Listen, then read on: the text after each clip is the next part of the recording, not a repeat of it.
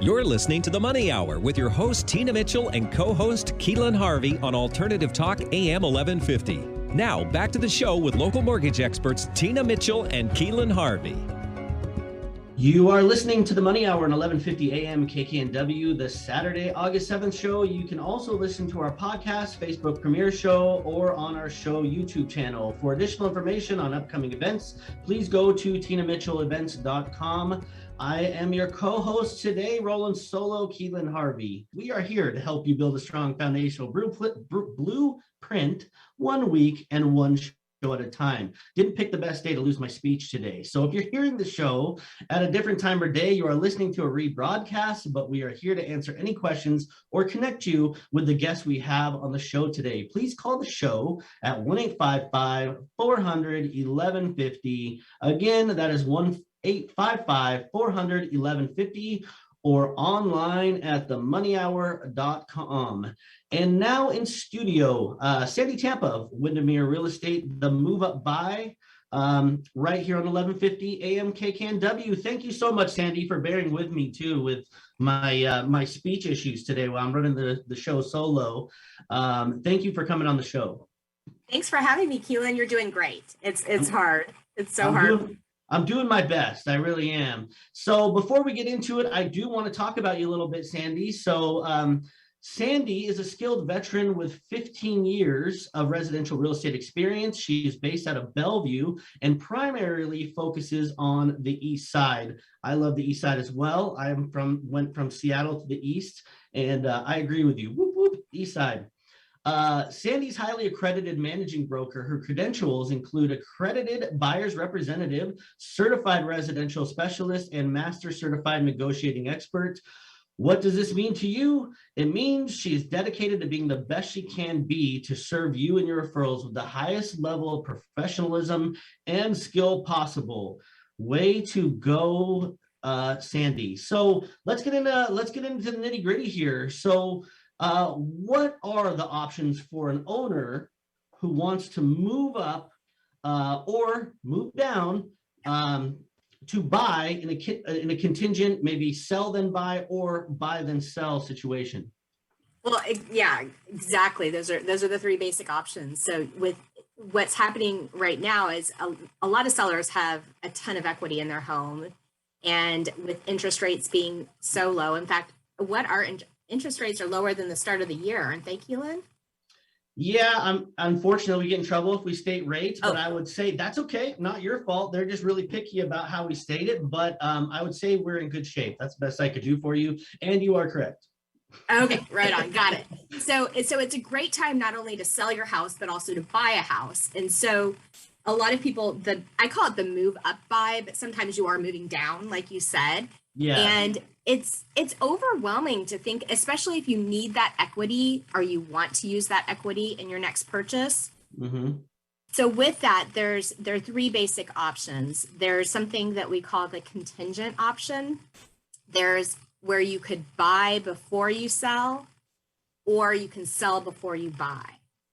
With contingent, that's what everybody's kind of dream scenario is, where because there's really, in theory, on paper, it looks like there's no risk. So buying contingent means that you make an offer contingent upon you finding a buyer for your home. Mm-hmm. And it sounds like a dream, but it's really tricky. First of all, you have to get your house on the market within 5 business days. Mm-hmm. And most people, in this market, you can put a sign in the yard and sell, but if you want to maximize those dollars so you can maximize your purchase price, you probably have about 4 to 6 weeks of work ahead of you, realistically. And then when you buy contingent, you lose all your other negotiating power. Mm-hmm. So that is kind of your one shot of negotiating, so to speak. And in this market, well, that's another. So if you're lucky enough to get a contingent offer, and then with a contingent offer, you might get bumped. What that means is another buyer might come in and knock you out of position. And with that, you have to fish or cut bait, which means that you have to either walk away or you waive all of your contingencies, including your financing contingency. And that can be really, really risky. And then if you do decide to walk away, you probably already have your house in the market. Maybe you're talking to another buyer, and then that was the only house you were going to buy, because right now buying is harder than selling. So you might be kind of in a bad position. So it's something that I think everybody thinks is their dream scenario. And at the end of the day, it's very rare for a contingent offer to get accepted, at least in our marketplace. If something's been on the market for several weeks, maybe that's the case. Or if you're buying out of area, we'd need to talk to your buyer agent over there. Yeah, because that might be a different market, because I haven't seen a contingent offer in a long time, unfortunately, because there's just inventory so low. There's so many people out there buying houses. Fortunately for the sellers, they have options. So putting that all together is more risk for them, right? In having this all come together. And at the end of the day, their goal is to sell the house. So it works out great for you. Maybe not so great for them, but they happen, and it's an option. So what do you feel like are the biggest pitfalls of this contingent purchase, in your opinion, Sandi? Yeah, so the contingent purchase, and again, I'm making it sound like it's a viable option, and really I would say you've got a 1% to 2% chance of a contingent offer being accepted. So I think that's probably our biggest pitfall. Yeah. And then the second is just giving up all your negotiating power and then getting bumped. Yeah, that makes sense.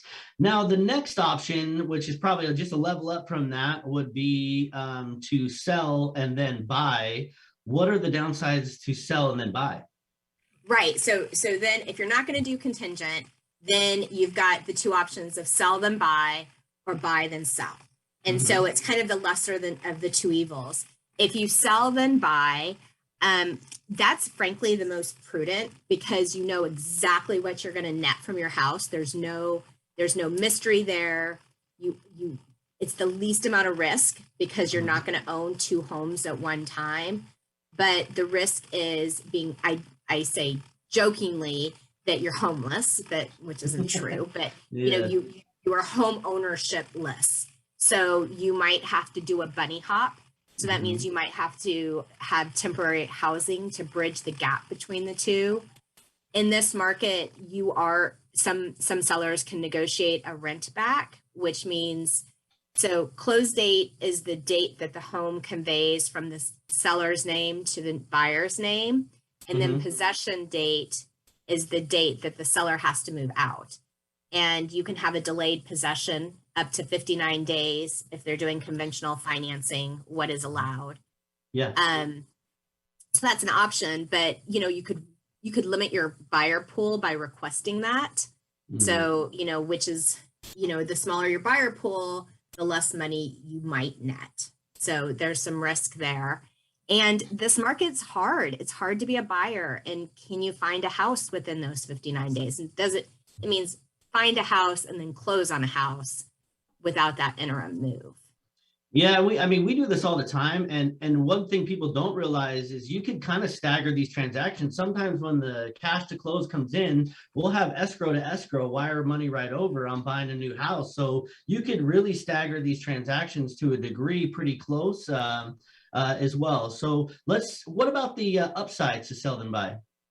Yeah, so that's, what you just said about staggering, that's the perfect case scenario, right? So yeah, where what you're talking about is where you close on the sale of your purchase on Wednesday, and then the funds wire to your next escrow and you close on that on Thursday.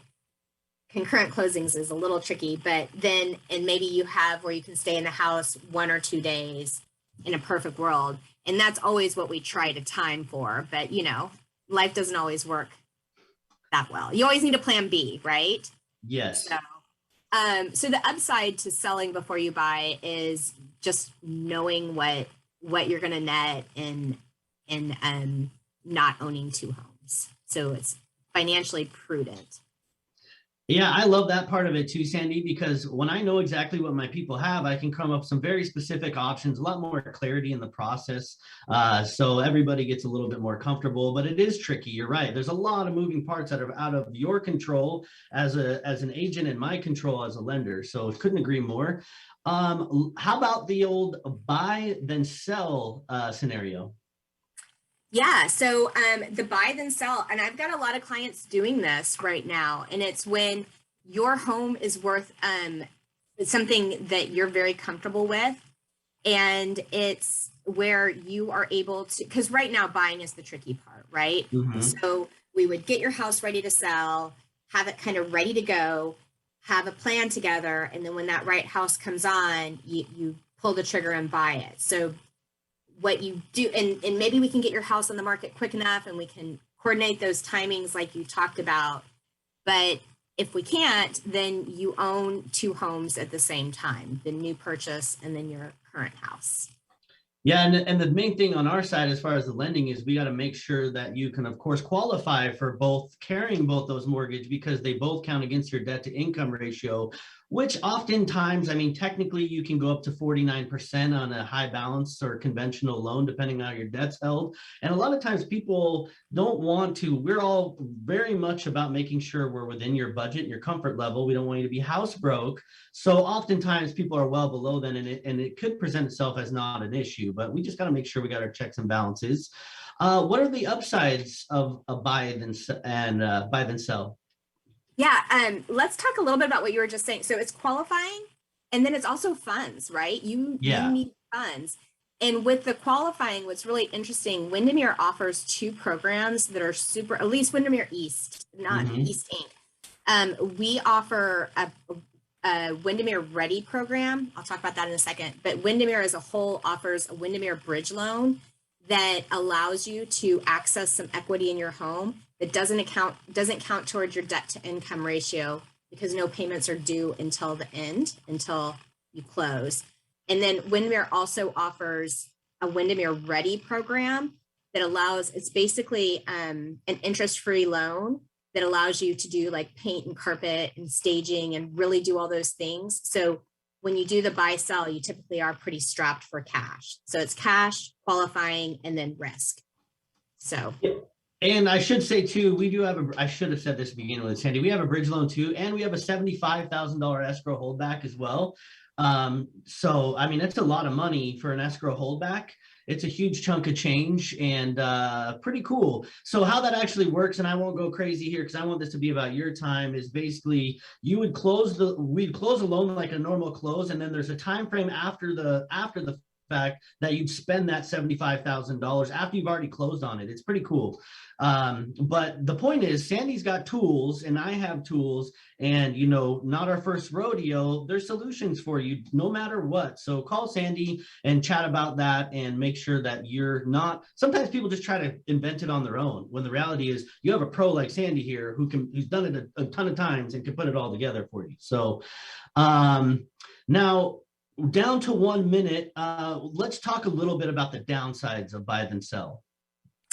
Sure. Yeah. The downsides to buy then sell is if the market shifts while you're in, like, between your purchase and your sale, right? So you buy and then a bunch of inventory comes on, interest rates go up, that's going to change buyer dynamic.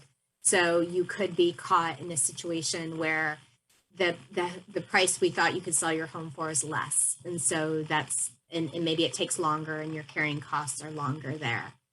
I think the long and the short of it, if you're considering doing a move up buy or a move down buy, is it's a lot of moving parts, like you said, and just start gathering facts. Talk to your lender, talk to a realtor, start getting those facts, and you can break it down into bite-sized pieces. You are so right, Sandy. I mean, you don't know what you don't know. So if you get all the facts, and there's never two situations alike, as you know. So it's about what's right for you and what you're comfortable with. And that's why you have a pro like Sandy to help you. Sandy, thank you so much for joining us on the show today. It was awesome. Really good information, very pertinent to the market right now. Thank you so much.